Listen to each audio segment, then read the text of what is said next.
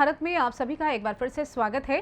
खबर किशनगंज से है, जहां बहादुरगंज प्रखंड के प्लस मनी पंचायत से मुखिया प्रतिनिधि हसनैन आलम ने एआईएम पार्टी का दामन थाम लिया है।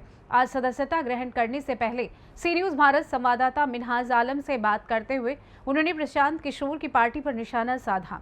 उनका कहना था कि प्रशांत किशोर की आइडियोलॉजी बीजेपी से मिलती जुलती है। न दलित न मुस्लिम समाज के हित के लिए कोई काम करने का मैनिफेस्टो है। सिर्फ बोल देने से काम नहीं होता, कुछ करके दिखाना भी होता है। वहीं उन्होंने कहा कि एआईएम पार्टी के दलित पिछड़े मुस्लिम की आवाज को बुलंद करना पार्लियामेंट में ये सबसे पहली प्राथमिकता है और लगातार बैरिस्टर असदुद्दीन ओवैसी सभी मुद्दों को लेकर सरकार पर प्रहार करते रहते हैं। ऐसे में उनकी अच्छाई को देखते हुए आज पार्टी की सदस्यता ली है और आने वाले चुनाव में जोरदार तरीके से मेहनत के साथ 24 से 25 सीट जीतने का दावा किया। देखिए स्पेशल रिपोर्ट। नमस्कार, आप देख रहे हैं सी न्यूज भारत। आज हम बात करेंगे ऑल इंडिया मजलिस इत्तेहादुल मुस्लिमीन को ज्वाइन करने जा रहे हैं मुखिया प्रतिनिधि हसन रजा, जो प्लासपुनी पंचायत से मुखिया प्रतिनिधि हैं। इनकी वाइफ इस पंचायत की जो है वो मुखिया हैं और एमआईएम ज्वाइन करने का वजह क्या है इन पे जानेंगे। और दूसरी चीज कि एक तरफ जन स्वराज की सदस्यता भी ली हुई थी इन्होंने, उस पार्टी के लिए इनका बहुत बड़ा मेहनत रहा और लाया गया और अब जो है बिहार में नई पार्टी बन चुकी है। जन स्वराज भी अपनी जो तैयारियां में है और ऐसे में क्या लगता है इस पर चर्चा करेंगे और जानेंगे कि आखिर ऑल इंडिया मजलिस इत्तेहादुल मुस्लिमीन में क्या लगा कि जो हसन रजा साहब इस पार्टी में जाके सदस्यता ले रहे हैं और क्या इस पार्टी को लेकर के आखिर क्यों हुए सक्रिय। क्या ऐसे में हसन रजा साहब भी इस पार्टी से क्या विधानसभा की तैयारी में है, क्या है इसके पीछे की पूरी राज, और हम इनसे जानेंगे। हसन भाई, आप पीके की पार्टी ज्वाइन किए थे जन स्वराज, फिर अचानक सा क्या हो गया जो छोड़ करके आप ऑल इंडिया मजलिस इत्तेहादुल मुस्लिमीन के लिए सदस्यता लेने जा रहे हैं? अस्सलाम वालेकुम, आदाब। जैसा कि मिनहाज भाई बताया कि हम एआईएमआईएम का पार्टी मतलब ज्वाइन कर रहे हैं। देखिए, जो जन स्वराज जो है प्रशांत किशोर के, प्रशांत किशोर साहब के जो आइडियोलॉजी थे वो मुझे सही लगे थे, लेकिन प्रैक्टिकली वो भी मतलब किसी का बी टीम है, इसलिए मैंने उसे छोड़ा। लगभग 3 से 4 साल से मैंने मतलब सारे पार्टी को देखा, लेकिन कोई भी एक ऐसा पार्टी नहीं है जो गरीबों के लिए, जो दलितों के लिए, जो पिछड़े मुसलमानों के लिए आवाज़ उठाए। लेकिन एआईएमआईएम और मजलिस ही ऐसा है जो गरीबों के लिए आवाज़ उठाते हैं। हम मुसलमान पिछड़ों के लिए आवाज़ उठाते हैं, इसलिए मैंने अवैसी साहब की पार्टी को चुना है। अवैसी साहब की पार्टी जो चुना है आपने, और हालांकि आज सदस्यता लेंगे, क्या है इस पे विधानसभा की तैयारी में है क्या भी? देखिए, अभी तो मैं पूरे जोर से मतलब सबका मनोकांक्षा रहता है इलेक्शन लड़ने का, ठीक है, लेकिन मैं अभी पार्टी ज्वाइन कर रहा हूँ। अगर ये पार्टी का आला कमान अगर वो ये जिम्मेदारी सौंपेंगे तो इंशाल्लाह लड़ूंगा, पूरी ताकत के साथ, पूरी जिम्मेदारी के साथ लड़ूंगा इलेक्शन। अच्छा, एक चीज हम देख रहे हैं कि इस पार्टी में युवा सबसे ज्यादा भागीदारी निभा रही है और ओल्ड एज के हैं, जो अभी भी लोगों का मेंटेलिटी में बसा हुआ खानदानी कांग्रेस वो चल रहा है। तो ऐसे में अब जो विधानसभा चुनाव होगी, हाल ही में लोकसभा चुनाव गुजरा है, इसमें से तीसरे पोजीशन में अख्तर इमान साहब रहे है आपको, कि ऐसे में फिर इस बार एमआईएम पूरे बिहार में चुनाव लड़ेगी, क्या परिणाम हो सकता है? देखिए, सभी मैं युवाओं से, सभी लोगों से यही कहूँगा कि कोई भी पार्टी नहीं है अभी हिंदुस्तान में जो आपके लिए लड़ेगा। एआईएमआईएम ही है जो ऑल इंडिया मजलिस इत्तेहादुल मुस्लिमीन ही एक ऐसा पार्टी है जो आपके लिए लड़ता है। एक बात कहा जाता है, मैं नौजवानों से कहता हूँ कि आप अगर आज अपने लिए नहीं लड़ेंगे, अपने लिए नहीं बोलेंगे, तो आपके लिए कोई बोलने वाला नहीं है। आपका हक छीनने वाला कोई नहीं है, कोई भी आपको लाके नहीं देगा। अपना हक खुद छीनना होगा। अगर हम अपने लिए नहीं लड़ेंगे तो हमारे जो आने वाले जनरेशन है, जो नेक्स्ट हमारे औलाद होंगे, वो हमें मुजरिम ठहराएंगे। इसलिए मैं सभी नौजवानों से कहता हूँ कि अपना हक छीनिए। जब तक कोई बच्चा जब रोता नहीं है, उसकी मम्मी दूध नहीं पिलाती है, इसलिए आपको अपने लिए लड़ना होगा।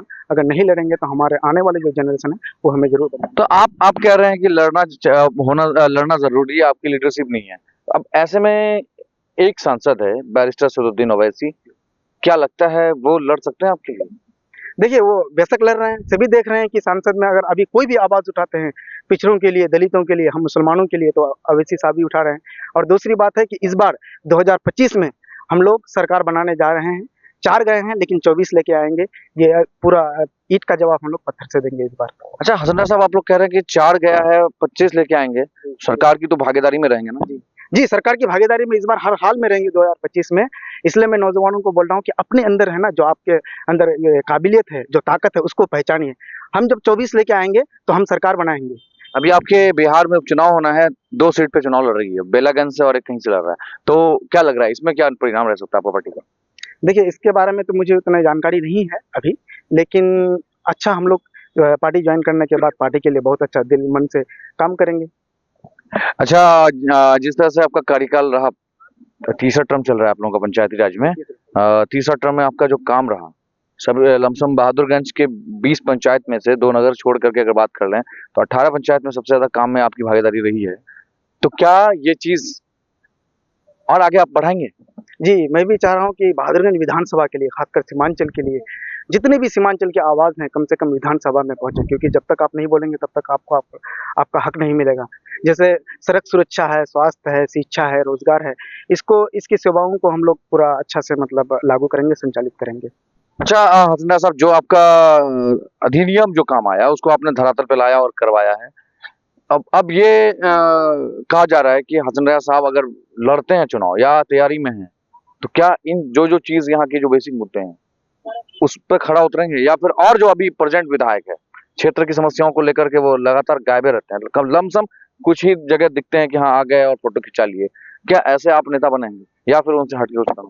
देखिए प्रेसिडेंट जो विधायक है उसके बारे में तो हम बोलना ही नहीं चाहेंगे, क्योंकि आम जनता नहीं चाहती है, और आम जनता ये भी नहीं सुनना चाहती है कि मतलब जैसे कैसे वो आम जनता के फीलिंग्स और बिलीफ के साथ वो मतलब धोखाधड़ी किए हैं, इसलिए उनके बारे में बोलना ही नहीं चाहेंगे।